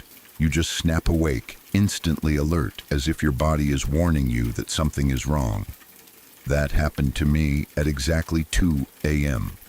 My room was dark, the kind of heavy darkness that you get when the moon is hidden behind clouds. I was lying on my back, staring up at the ceiling, trying to slow down my breathing when I felt it. I felt eyes on me. Slowly, terrified of what I might see, I lowered my gaze to the foot of my bed. Standing there, clear as day despite the shadows, was a figure. It was tall, draped in a long, dark hood that hid every inch of skin. It wasn't doing anything. It wasn't reaching for me. It wasn't making a sound. It was just standing there, watching me. Seeing that silent sentinel in my bedroom didn't just scare me, it unlocked a door in my mind that I had slammed shut 20 years ago. It brought me back to the church, to the daycare, and to the boy in the wall. To explain why this hooded figure shook me to my core, I have to take you back to when I was just a confused 4-year-old kid. My family was very religious back then. Every Sunday morning, without fail, we would pile into the car and drive to the big brick church downtown. My parents would go to the main service to listen to the sermon, but I was too young for that. I was sent down to the basement to the pre-K daycare. It was a place that was supposed to be comforting, but I always hated it. It smelled like stale crackers and lemon floor cleaner. The lights were those long fluorescent tubes that hummed constantly, giving everything a sickly, artificial glow. We would sit on a colorful rug, listen to Bible stories, and play simple games. I was a quiet kid, the kind who sat in the back and watched everyone else. I had been diagnosed with hallucinations pretty early on, which is a heavy thing for a kid to carry. I didn't really understand what it meant, except that sometimes I saw things that the adults said weren't there. In that daycare class, I was lonely. I didn't fit in with the loud kids who ran around screaming. I only had one real friend. He was a quiet boy just like me. He wore these thick glasses that magnified his eyes, making him look perpetually surprised. We didn't talk much. 4-year-olds don't exactly have deep conversations, but we stuck together. We would build block towers or sit next to each other during snack time. He was my anchor in that noisy basement. And then, one Sunday, he was just gone. I remember looking around the room for his thick glasses and his messy hair, but he wasn't there. I asked the teacher where he was, and she gave me some vague, dismissive answer. Maybe he moved away. Maybe he was sick. She didn't really care, and she expected me to just move on. The next day, I went back to the daycare. I was wandering around the perimeter of the room, feeling that specific sadness that comes when you lose your only friend. That's when I saw him. But he wasn't standing on the carpet. He wasn't sitting at a table. He was part of the wall. I know how insane that sounds. I know that logically, physically, it is impossible. But I am telling you what I saw with my own eyes. On the back wall of the daycare, there was a raised section in the plaster. It wasn't just a random bump. It was him. It was a perfect, 3-dimensional relief of my friend, as if he had been pressed into the wet wall and trapped there, and then someone had simply painted over him with the same beige paint that covered the rest of the room. I stood there, frozen, staring at this horrifying sculpture. The details were sickeningly clear.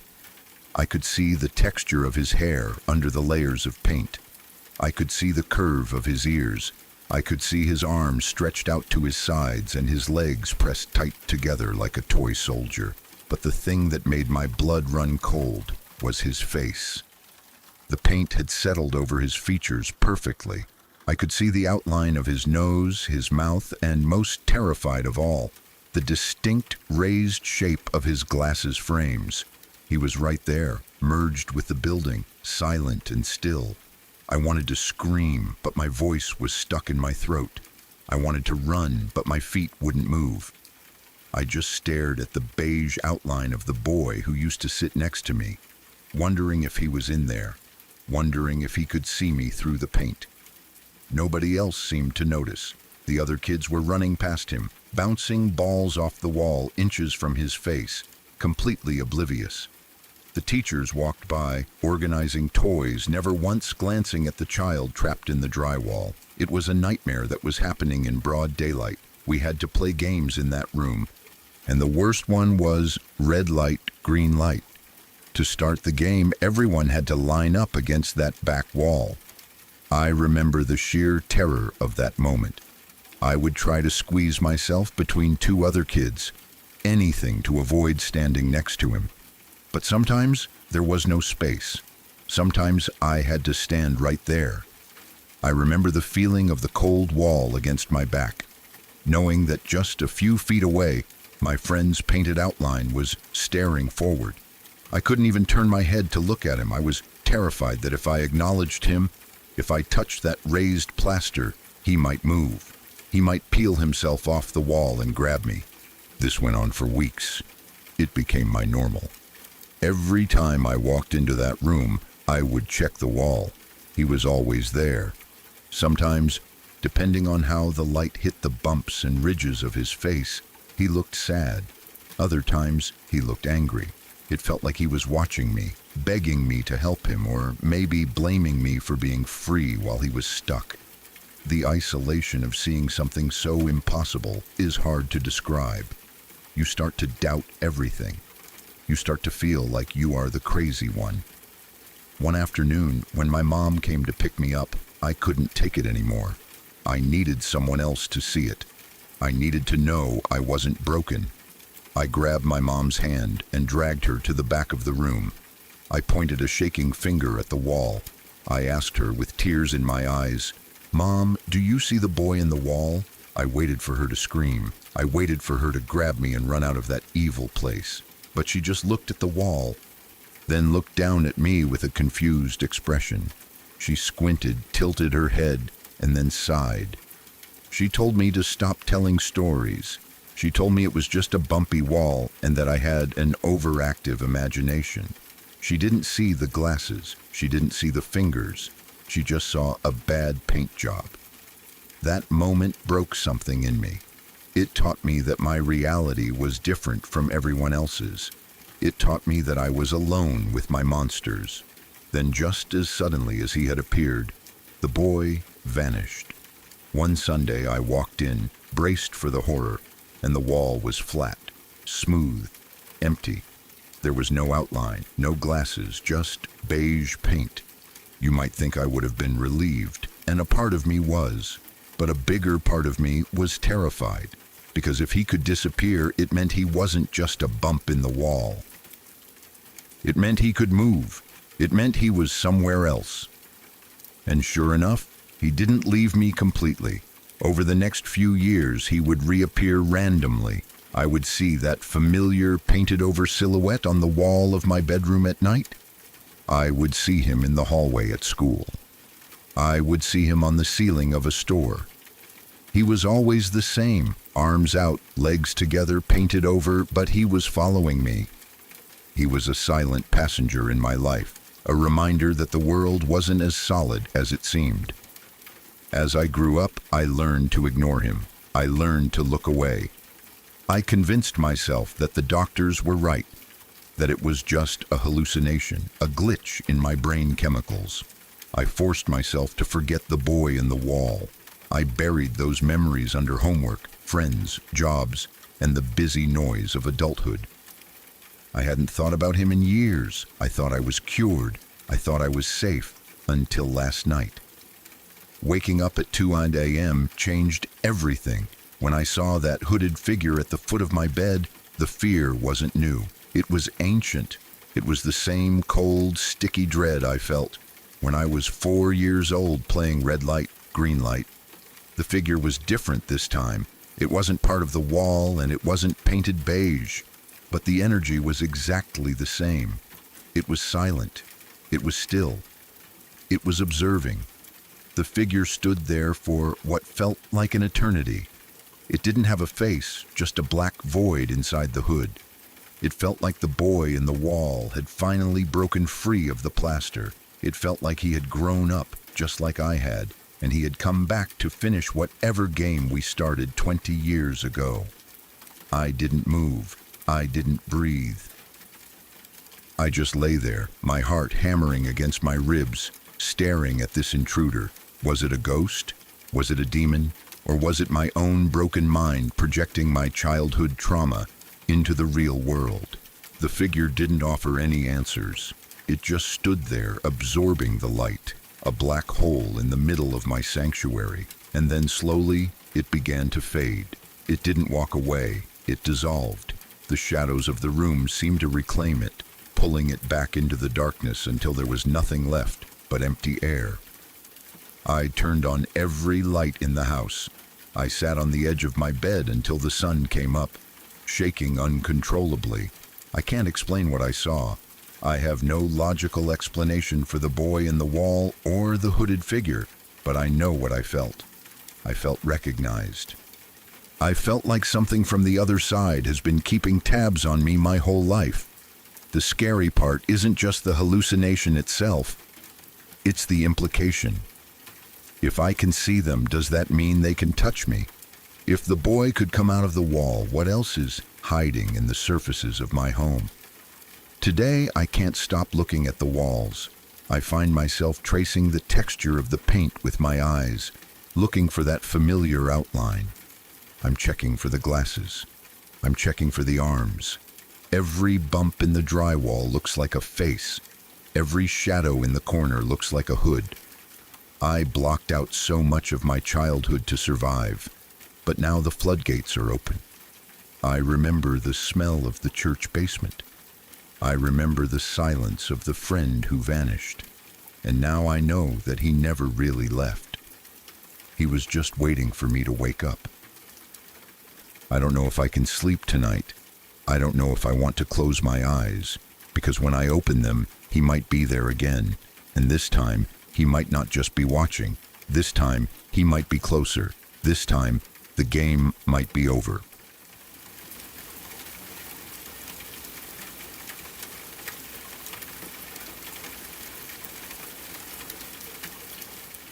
My mother used to tell a story about a close friend of hers who went house hunting with her husband many years ago.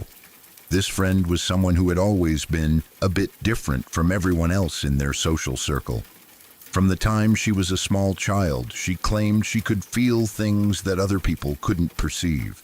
She spoke about negative energy as if it were a physical weight in the air, a thick and heavy pressure that would settle in certain rooms or around certain people.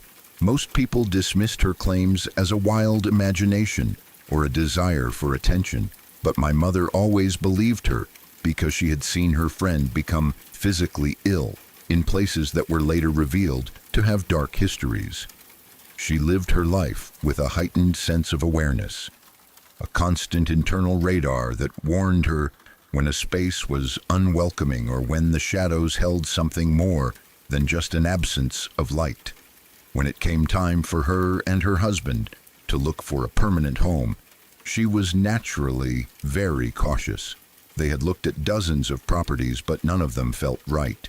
Some were just old and drafty, but others had that familiar cold vibration that made her want to turn around and run back to the car. Her husband, on the other hand, was a very practical man who didn't believe in ghosts or energy.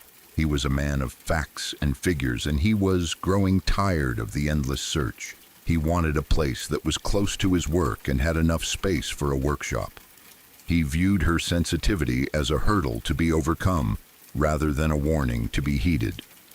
This tension had been building for months, turning their dream of a new home into a source of constant bickering and frustration. One Saturday afternoon, they pulled up to a house that looked perfectly normal from the outside. It was a large two-story building with a brick facade and a neat little garden. It sat on a quiet street where the trees were tall and the neighbors seemed to keep to themselves. On the surface, it was exactly what they had been looking for. But the moment the real estate agent turned the key in the lock and pushed the heavy wooden door open, the friend felt a wave of nausea hit her. It wasn't the smell of dust or old wood. It was a sudden, freezing draft that seemed to blow straight through her heart. She hesitated on the threshold, her hand gripping the doorframe so hard her knuckles turned white. The air inside felt stagnant and heavy, as if the house hadn't taken a breath in decades. Despite the screaming warning in her gut, she followed her husband and the agent inside. As they moved through the living room and toward the back of the house, she kept her eyes down, afraid of what she might see in the corners of the rooms. Her husband was already talking about where the television would go and how they could renovate the kitchen. He seemed energized by the space, his voice echoing loudly against the bare walls. But as they approached the center of the house, where a grand wooden staircase led up to the second floor, the friend's internal alarm went from a hum to a deafening roar. She felt a cold prickle on the back of her neck and an overwhelming urge to look up. She raised her eyes to the second floor landing, and for a split second, the world seemed to stop. Standing right by the heavy oak railing, staring down at them with an expression of profound, hollow sadness, was the silhouette of a woman. She wasn't a misty, translucent ghost from a movie. She looked solid and real, yet there was something fundamentally wrong with her presence. She wore a long, dark dress that seemed to absorb the light around her, and her hair was a tangled mess of shadows. The friend only saw her for a heartbeat before she vanished, but the image was burned into her mind. The woman didn't look like a threat. She looked like a witness, a silent observer waiting for something inevitable to happen. Terrified and shaking, the friend grabbed her husband's arm and told him they had to leave immediately. She tried to explain what she had seen and the crushing weight of the negative energy she was feeling, but he wouldn't hear it. He looked around the empty hallway and laughed, telling her that she was letting her nerves get the better of her. He was enamored with the house, convinced that it was the deal of a lifetime. He became uncharacteristically adamant, his voice taking on a sharp, desperate edge that she had never heard before. He told her flatly that if they didn't buy this house, he wasn't going to move at all. He said he was done searching and that this was the home they were going to live in, whether she liked it or not. The argument lasted for days, but eventually the friend gave in. She loved her husband and didn't want their marriage to crumble over what he considered to be a superstition. They signed the papers and moved in a few weeks later. From the very first night, the house began to change him. The man who was once practical and upbeat became withdrawn and moody. He spent hours sitting in the living room, staring up at the second-floor landing where the woman had been standing. He stopped working on his projects and stopped talking to his friends. The friend tried to convince him to leave, to sell the house and go back to an apartment, but he was like a man under a spell. He claimed he finally felt at home, even as the light seemed to drain out of his eyes and his skin took on a sickly gray pallor. The friend lived in a state of constant low-level terror. She never used the staircase if she could help it, and she avoided the second floor entirely. She could still feel the woman's presence, a lingering coldness that moved through the hallways at night. She would hear the sound of a long dress rustling against the floorboards and the faint, rhythmic creak of the railing as if someone were leaning against it.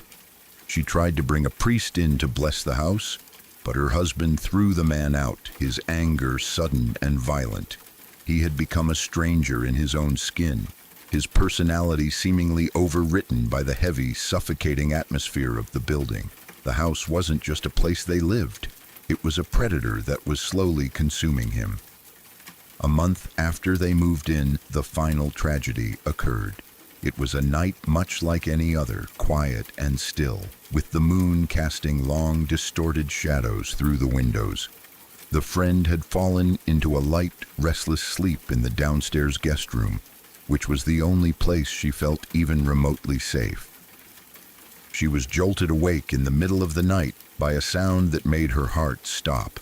It wasn't a scream or a crash, but a heavy, final thud that vibrated through the entire structure of the house. She knew instantly what it was, her internal radar screaming that the inevitable had finally arrived. She ran into the hallway, her breath coming in ragged gasps, and looked toward the center of the house. There, lying on the hardwood floor at the base of the grand staircase, was her husband. He had climbed to the second floor, stood at the exact spot where the friend had seen the glimpse of the woman, and jumped. The height shouldn't have been enough to be fatal under normal circumstances, but he had fallen in such a way that his life was extinguished instantly. The silence that followed was absolute, a heavy, suffocating peace that felt like the house had finally finished its meal. As she knelt beside him, sobbing and screaming for help, the friend looked up at the railing one last time. For a fleeting second, she saw the woman again, but this time, the sadness was gone. The silhouette looked satisfied, as if a long-awaited task had finally been completed. The aftermath was a blur of police reports, whispers from the neighbors, and a crushing sense of guilt that would follow the friend for the rest of her life. The investigation revealed no reason for the suicide. There were no financial troubles, no history of depression, and no note left behind. To the outside world, it was an inexplicable tragedy, a sudden break in a man's mental health. But the friend knew better. She knew that the house had demanded a sacrifice, and that her husband's stubbornness had made him the perfect target. She moved out the next day, leaving most of their furniture and belongings behind. She couldn't spend another minute within those walls, fearing that if she stayed, the woman on the landing would eventually turn her gaze toward her. The house sat empty again for a long time after that, its dark reputation growing with every passing year. My mother said that her friend never fully recovered from the experience. She stopped talking about her gift and tried to live a life that was as ordinary and shielded as possible. But she never forgot the sight of her husband lying at the base of those stairs. She realized that the woman she had seen wasn't a warning for her to stay away, but a preview of what was to come. The negative energy she had felt wasn't just a vibe. It was a hungry, ancient thing that used the house as a trap. The fucked up stuff that people talk about isn't always a monster under the bed. Sometimes it's just a house that decides you belong to it. The story serves as a chilling reminder to trust your instincts, even when the people you love tell you that you're being irrational. There is a reason we feel fear, and there is a reason our bodies react to certain environments. The friend's husband thought he was being logical and strong, but his refusal to listen to his wife's intuition cost him his life. The house in that story is still out there somewhere, likely housing another family who thinks the flickering lights and the cold spots are just the quirks of an old building. They probably walk past the staircase every day, unaware of the silhouette that stands on the landing, waiting for the next person to look up and see the truth. I often think about the woman in the dark dress. Who was she, and why was she tied to that staircase? My mother's friend believed she was a previous occupant who had met a similar end, a ghost caught in a loop of her own tragedy, looking for someone else to share her fate. The idea of a haunting that requires a witness is a specialized kind of horror. It suggests that the dead aren't just lingering, they are active, seeking out the sensitive and the skeptical alike to join them in the shadows. The grand wooden staircase, which should have been a centerpiece of a happy home, became a gallows, a place where a life was ended because of a refusal to see what was right in front of them. The trauma of that month in the house changed the friend's perspective on everything. She realized that the safe world we think we live in is just a thin layer of paint over something much darker and more unpredictable. She learned that energy is real and that some places are simply incompatible with human life. The silence of the night no longer felt peaceful to her. It felt like a threat. Whenever she entered a new building, she would stand at the door and wait, listening not with her ears, but with that deep, internal sense that had warned her about the house. She never ignored that feeling again, no matter how much it cost her or how many people thought she was crazy. My mother always ended the story with a heavy sigh, a reminder that we should never take our safety for granted. We like to think we are the masters of our surroundings, but sometimes the surroundings are the masters of us. The friend moved far away from that city, eventually finding a small, modern home that felt light and airy, but she never forgot the weight of the darkness in that Portland-style house. She lived the rest of her days with a quiet, lingering dread, a ghost of a memory that she could never fully exorcise. The joyful life she had hoped for was replaced by a survivor's caution, a permanent scar on her soul that reminded her of the cost of staying when every fiber of her being told her to run. The house remains a dark spot in the memory of everyone who knew the couple. It is a story told to remind us that some bargains are not worth making, and that the price of a beautiful home can sometimes be higher than any bank account can pay. The man who jumped from the second floor is a part of the house now, another layer of energy added to the shadows, another reason for the next sensitive person to feel a chill when they walk through the door. The cycle continues, a silent, rhythmic pulse of tragedy that is hidden behind a neat brick facade and a quiet street. I hope that by sharing this, it makes people think twice before they dismiss the fears of their loved ones. We don't always have a logical reason for why we feel unsafe, but that doesn't make the feeling any less real.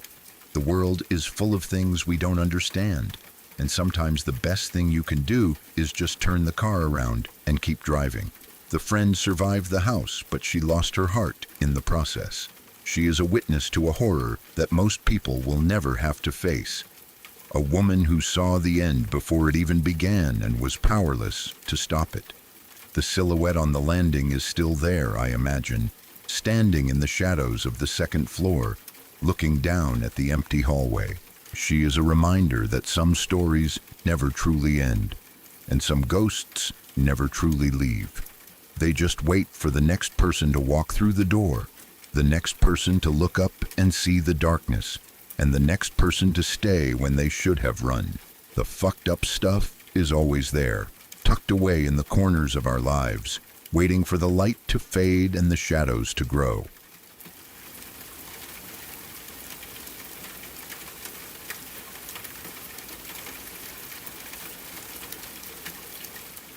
This entire nightmare began in a place that is usually associated with boring layovers and overpriced coffee, not supernatural encounters. It started at a busy international airport, the kind of place where thousands of people cross paths every day without ever really looking at each other. My father was there, exhausted from a trip, just waiting for his flight to be called so he could come home to his family. He was standing near the gate, minding his own business, when his life intersected with a stranger who would change our family's history forever. A nervous African man approached him. This wasn't a casual encounter. The man looked like he was being hunted. He was sweating profusely, his eyes darting around the terminal as if he expected someone or something to grab him at any second. In his trembling hands, he held an object wrapped in cloth which he hurriedly uncovered to reveal a wooden mask. It was a horned devil mask carved from dark, heavy wood. It was designed much like many other tribal African masks you might see in a museum or an anthropology textbook, but there was something distinctly unsettling about this one. The craftsmanship was undeniable, but the expression carved into the wood was twisted. It had sharp, jagged horns and a mouth that seemed to be frozen in a silent, hateful snarl. The eyes were just hollowed-out holes, but when my father looked at them, he felt a strange sensation, as if something was looking back from the darkness within the wood. The man was anxious, bordering on hysterical. He practically shoved the mask toward my father, begging him to take it. He didn't want money. He didn't want a favor. He just wanted to be rid of the object. He spoke in a rush, his voice cracking with fear, insisting that my father take it as a gift. My father is a logical, practical man. He had a very unsettling feeling about the mask the moment he saw it. Every instinct in his gut told him to walk away, to tell security, to do anything but touch that piece of wood. However, the desperation in the stranger's eyes was overwhelming. It was the look of a man who was drowning and reaching out for a lifeline. Reluctantly, and perhaps out of a sense of pity, or just to get the man to calm down, my father agreed. He took the mask. He didn't think too much of it at the time, trying to rationalize the strange interaction. After all, it was just a scary-looking mask. It was just a piece of wood. What could a scary-looking mask possibly do? He wrapped it up, put it in his luggage, and brought it home, unknowingly inviting a dark presence into our lives. When he arrived home, The mask was unpacked. My mother didn't like it either. She thought it was ugly and gave off a bad vibe. But my father laughed it off, trying to minimize the weirdness of how he got it. Since it was too disturbing to hang in the living room or the bedroom, they decided to put it in the spare room. At that time, this room was essentially a storage closet. It was empty except for stacks of cardboard boxes filled with old college textbooks, seasonal clothes, and other junk we didn't use. My father hammered a nail into the wall, hung the devil mask up, and shut the door. He expected the mask to do exactly what a mask is supposed to do: sit on the wall, gather dust, and maybe be a creepy conversation starter years down the road. Turns out, a scary-looking mask can do more than just sit on your wall. The activity didn't take long to start. It was only a few days later when the house was quiet. My parents were in the living room relaxing after a long day. I was just a baby at the time, asleep in my crib in another room. Suddenly, a deafening sound shattered the silence. It came from the spare room. It sounded like a violent crash, followed by the heavy thudding of objects hitting the walls and floor. It sounded as if someone had broken into the house and was tearing that specific room apart in a blind rage. My father's first thought was an intruder. He jumped up, heart pounding, and rushed down the hallway to the spare room. He expected to find a burglar or maybe a window that had shattered. When he reached the door, however, he found it locked. We had old-fashioned locks that required a key, and he knew for a fact that no one had gone in there.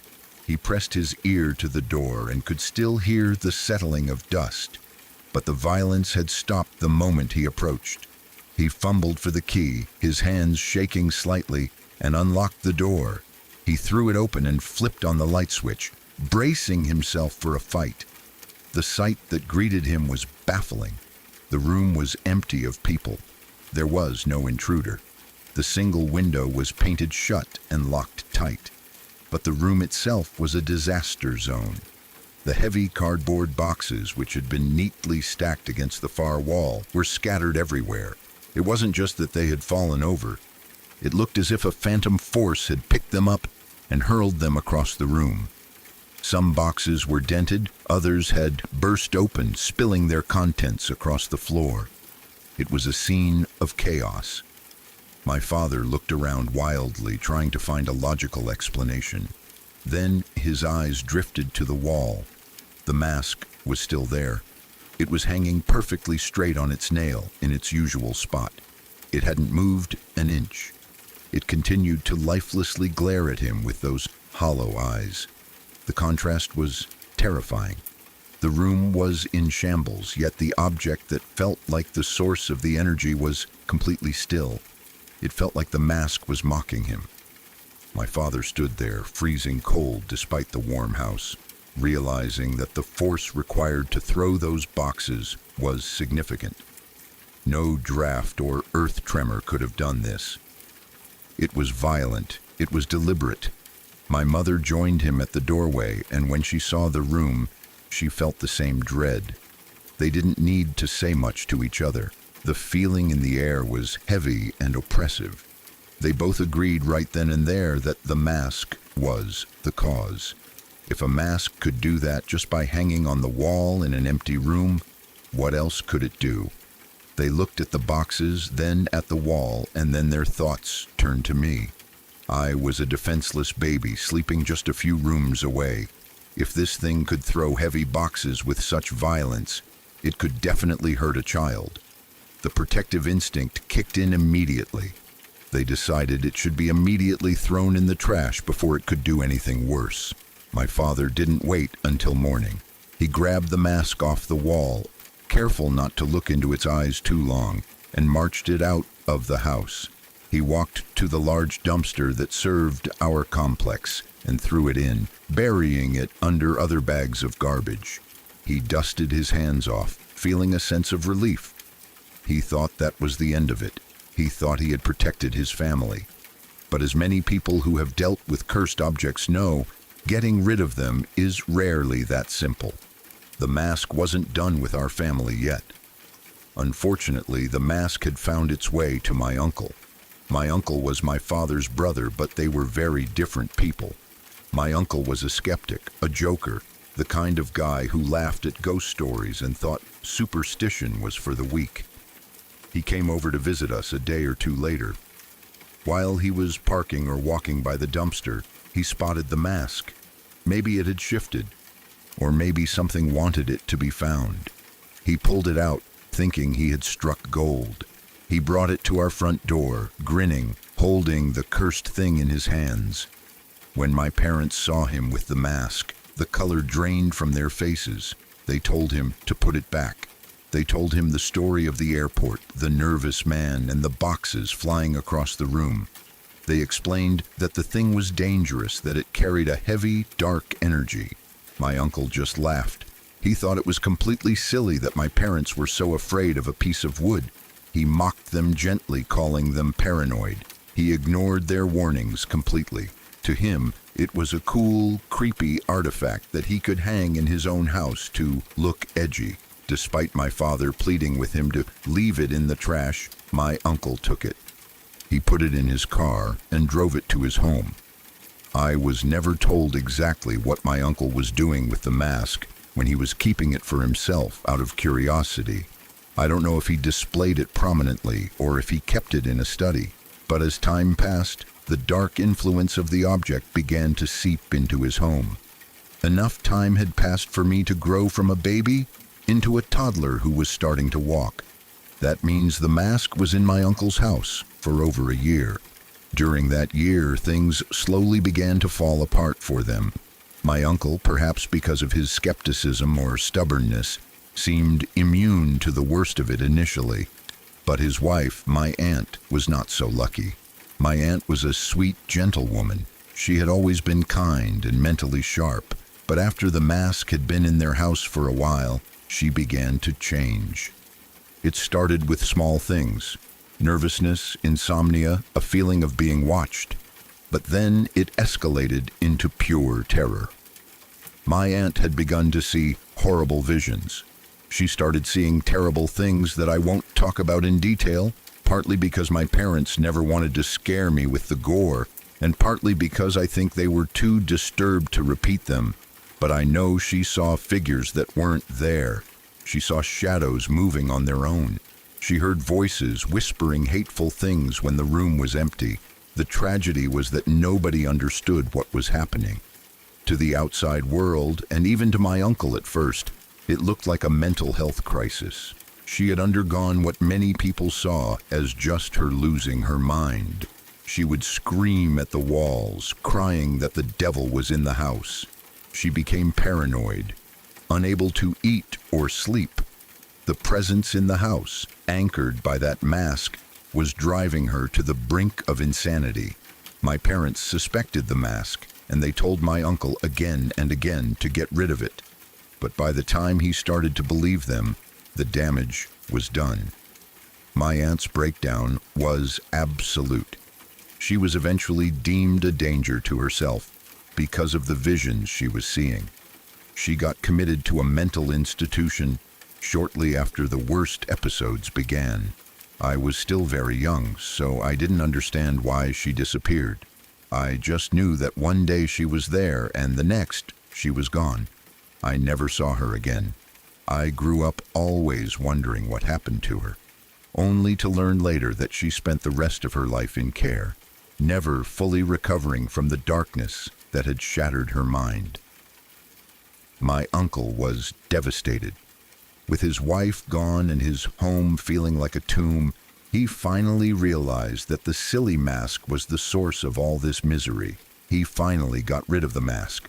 I don't know the details of how he did it, whether he burned it, buried it, or chopped it into pieces. I just know he never touched it again after that. He never spoke about it. He became a changed man, living with the guilt that his skepticism had cost him his wife's sanity.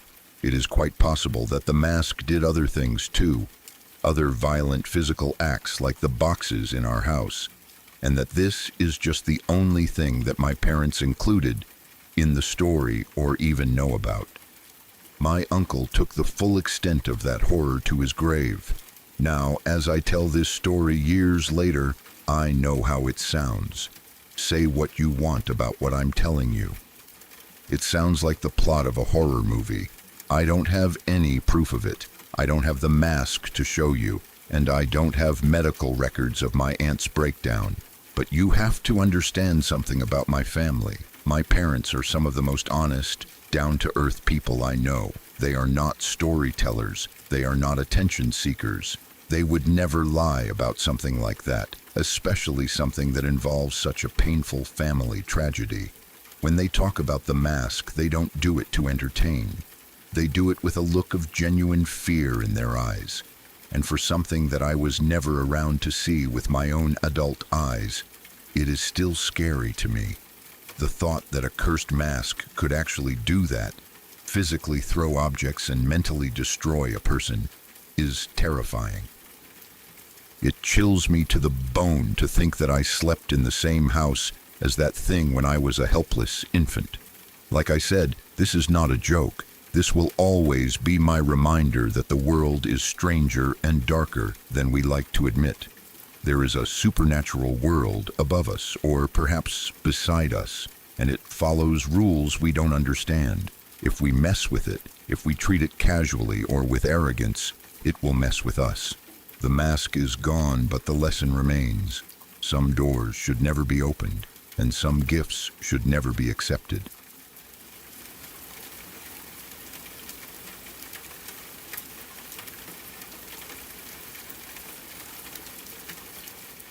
If you're still here, it means these stories didn't just pass through you, they stayed.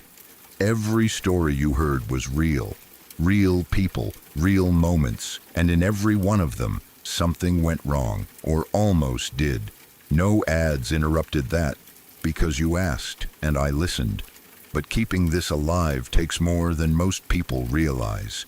Your support, however small, is what keeps the darkness going. Link in description, bio, and first comment. There are more stories waiting, and not all of them end before it's too late. Subscribe to Shadow Archives, and if this meant something to you, you already know what to do.